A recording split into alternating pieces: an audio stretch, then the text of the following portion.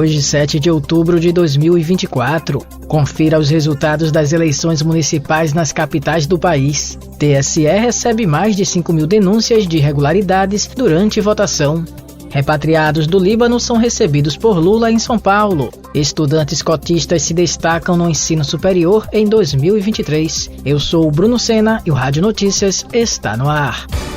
Rádio Notícias, a informação na hora certa. Um panorama atualizado do que está acontecendo no Brasil e no mundo, você ouve aqui. Rádio Notícias. Rádio Notícias. Informações com credibilidade e imparcialidade. Não importa onde você esteja, não importa o horário, nós estamos aqui para mantê-lo informado.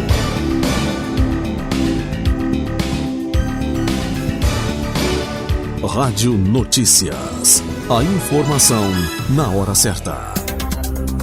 Na região norte foram eleitos no primeiro turno Tião Bocalon, do PL, em Rio Branco, no Acre, Arthur Henrique, do MDB, em Boa Vista, Roraima, Dr. Furlan, do MDB, em Macapá, no Amapá. Foram para o segundo turno, em Belém, no Pará, Igor, do MDB, e delegado Éder Maduro, do PL. Em Palmas, Tocantins, Jana de Valcari, do PL, e Eduardo Siqueira Campos, do Podemos. Em Porto Velho, Rondônia, Mariana Carvalho, do União Brasil, e Léo, do Podemos. Em Manaus, no Amazonas, David Almeida, do Avante, e Capitão Alberto Neto, do PL. No Nordeste foram eleitos no primeiro turno, em Teresina, no Piauí, Silvio Mendes, do União Brasil. Em Maceió, Alagoas, JHC, do PL. Em São Luís, no Maranhão, Eduardo Braide, do PSD. Em Recife, Pernambuco, João Campos, do PSB. Em Salvador, na Bahia, Bruno Reis, do União Brasil. Vão disputar no segundo turno André Fernandes, do PL, e Evandro Leitão, do PT, em Fortaleza, no Ceará. Paulinho Freire, do União Brasil, e Natália Bonavides, do PT, em Natal, Rio Grande do Norte. Cícero Lucena, do PP, e Marcelo Queiroga, do PL, em João Pessoa, na Paraíba. Emília Correia, do PL, e Luiz Roberto, do PDT, em Aracaju, Sergipe. No Centro-Oeste, não tem nada definido. Em Cuiabá, Mato Grosso, Abílio, do PL, e Lúdio, do PT, disputam a prefeitura. Em Campo Grande, Mato Grosso do Sul, Adriane Lopes, do PP, e Rose Modesto, do União Brasil, estão na disputa. Em Goiânia, Goiás, Fred Rodrigues, do PL, e Mabel, do União Brasil, estão no segundo turno. No Sudeste, Lorenzo Pasolini, do Republicanos, foi eleito em Vitória, no Espírito Santo, e Eduardo Paz, do PSD, foi eleito na capital do Rio de Janeiro. Em Belo Horizonte, Minas Gerais, Bruno Engler, do PL, e Fuad Noman, do PSD, disputam a prefeitura. Em São Paulo, a disputa será entre Ricardo Nunes, do MDB, e Guilherme Boulos, do PSOL. No Sul, em Florianópolis, Santa Catarina, Topázio, do PSD, foi eleito. Em Curitiba, no Paraná, haverá segundo turno entre Eduardo Pimentel, do PSD, e Cristina Gremel, do PMB. Em Porto Alegre, Rio Grande do Sul, Sebastião Melo, do MDB, e Maria do Rosário, do PT, estão na disputa na prefeitura.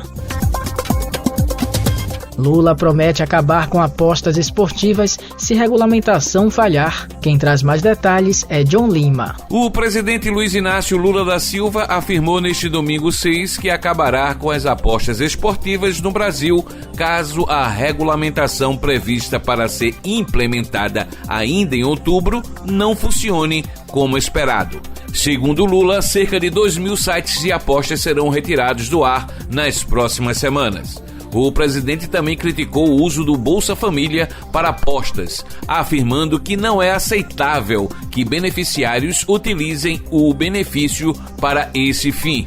Apenas em agosto, beneficiários gastaram 3 bilhões de reais em apostas, segundo o Banco Central. Lula classificou o vício em apostas como uma doença que precisa ser tratada, mencionando casos de pessoas que perderam bens devido ao vício. A partir de 11 de outubro, sites de apostas que não solicitaram autorização para operar ou tiveram pedidos recusados serão bloqueados, de acordo com o ministro da Fazenda, Fernando Haddad. Com informações para o Rádio Notícias, John Lima. O O aplicativo Pardal do Tribunal Superior Eleitoral, TSE, recebeu ao menos 5.795 denúncias neste domingo, dia 6, primeiro turno das eleições municipais. As principais irregularidades foram boca de urna, fixação de faixas e cartazes e distribuição de panfletos. Cerca de 2.651 urnas eletrônicas foram substituídas neste domingo de votação, número equivalente a 0,5% do total de equipamentos. De acordo com o TSE, foram enviadas ao Sistema da Justiça Eleitoral 2.400.000 justificativas de ausência na votação por meio do aplicativo e-Título. A informação na hora certa. Rádio Notícias. Ao receber neste domingo, dia 6, 229 repatriados do Líbano, o presidente Luiz Inácio Lula da Silva fez duras críticas ao primeiro-ministro de Israel, Benjamin Netanyahu, e prometeu trazer para o país todos os brasileiros ou parentes que queiram vir. Os repatriados desembarcaram na base aérea de São Paulo, em Guarulhos. Lula afirmou que os confrontos com o Hamas, na Palestina, e mais recentemente com o Hezbollah, no Líbano, são a maneira que Netanyahu encontrou para se manter no poder. O avião da FAB, responsável pela repatriação de brasileiros, decolou novamente com destino a Beirute, capital do Líbano. O avião segue com doações de insumos de saúde do governo brasileiro ao Líbano, 20.000 seringas com agulhas e 4.000 agulhas individuais. A operação tem o objetivo de repatriar, por semana, cerca de 500 brasileiros e familiares. O novo grupo de repatriados deve chegar ao Brasil na terça-feira, dia 8, por volta das 10 horas da manhã. Nova lei permite ampliação da captação de recursos para hospitais universitários. Luciano Seixas traz mais informações. O presidente Lula sancionou um projeto de lei complementar que amplia a capacidade de atendimento dos hospitais universitários federais. A medida foi publicada nesta sexta-feira. O texto determina que recursos para custeio e investimento nessas unidades hospitalares poderão ser repassados por meio de descentralização de créditos orçamentários do Fundo Nacional de Saúde para as próprias instituições ou para a entidade pública responsável pela administração desses hospitais, a Empresa Brasileira de Serviços Hospitalares, EBSER, estatal vinculada ao Ministério da Educação. Na prática, esses recursos passam a ser incluídos no cálculo do gasto mínimo constitucional em saúde. Agora, a EBSER poderá, por meio de emendas parlamentares na Câmara e no Senado, realizar diversas melhorias, como renovar o parque tecnológico e reforçar os atendimentos assistenciais nos hospitais universitários. Hoje, a estatal administra 45 hospitais universitários federais que atendem pacientes do Sistema Único de Saúde, SUS, ao mesmo tempo que apoiam a formação de profissionais de saúde e o desenvolvimento de pesquisas e inovação. Da agência Rádio Gov em Brasília, Luciano Seixas. O Superclássico do futebol ganhou neste domingo, dia 6, mais uma versão emocionante, desta vez no futsal, e com a mesma dose de rivalidade. O Brasil venceu a Argentina por 2-1 e garantiu o hexacampeonato da Copa do Mundo. A seleção canarinho havia sido campeã em 1989, 1992, 1996, 2008 e 2012. Rivais tradicionais do futsal, Brasil e Argentina nunca tinham se enfrentado na decisão da Copa do Mundo. As duas seleções até travaram um duelo decisivo na última edição do torneio, em 2021, quando os argentinos venceram por 2-1 na semifinal. O título deste ano, importante por si só, foi também uma revanche para a seleção verde e amarela. A Argentina, por sua vez, disputou a terceira final consecutiva de Copa. Rádio Notícias. A informação na hora certa.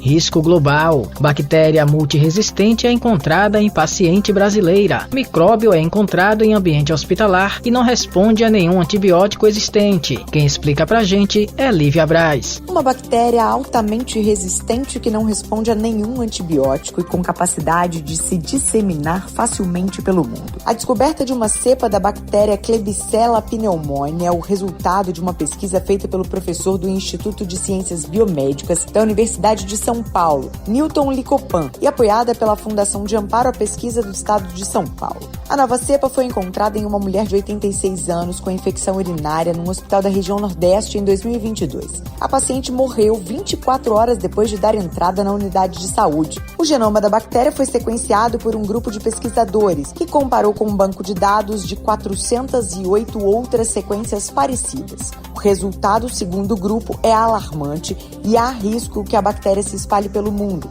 O coordenador da pesquisa explica os riscos.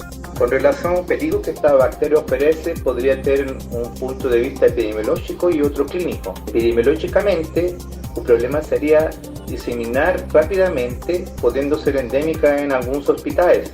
Ahora, clínicamente hablando, el problema podría ser la producción de infecciones en pacientes con patologías de base no infecciosa, con deterioro del sistema inmunológico ou com algumas consequências de procedimentos invasivos, como por exemplo a ventilação mecânica. O médico infectologista Marcelo Dyer conta que essa bactéria é uma grande preocupação dentro dos hospitais e que ela já circula inclusive entre pacientes que não estiveram internados. E acrescenta que o advento dessas bactérias multiresistentes vem do uso indiscriminado e até mesmo desnecessário dos antibióticos. Então a racionalização, o uso correto de antibiótico, o uso no momento correto, ele vai ajudar a diminuir o risco ou a chance dessas bactérias aumentarem e continuar sendo um problema nos ambientes hospitalares.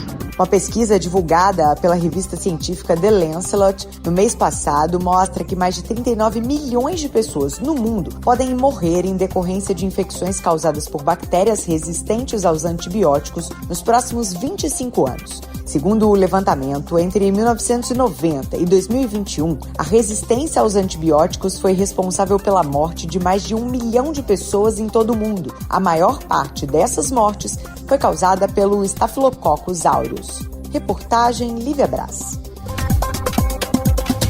Os estudantes que ingressaram no ensino superior federal por meio do sistema de cotas tiveram uma taxa de conclusão de curso maior que os não cotistas, de acordo com o Censo da Educação Superior 2023. O estudo, divulgado na última quinta-feira, dia 3, pelo Ministério da Educação e pelo Instituto Nacional de Estudos e Pesquisas Educacionais, Anísio Teixeira, o INEP, apontou que entre os cotistas da rede federal, 51% se formaram, enquanto apenas 41% dos não cotistas concluíram o curso. Nas instituições de ensino superior privadas, o apontamento se repete. Alunos que contam com o Programa de Apoio Federal, como o ProUni, que oferece bolsas de estudo, e o FIES, que financia a graduação, têm uma taxa de conclusão maior que os demais. Você acabou de ouvir Rádio Notícias, a informação na hora certa. Obrigado pela audiência.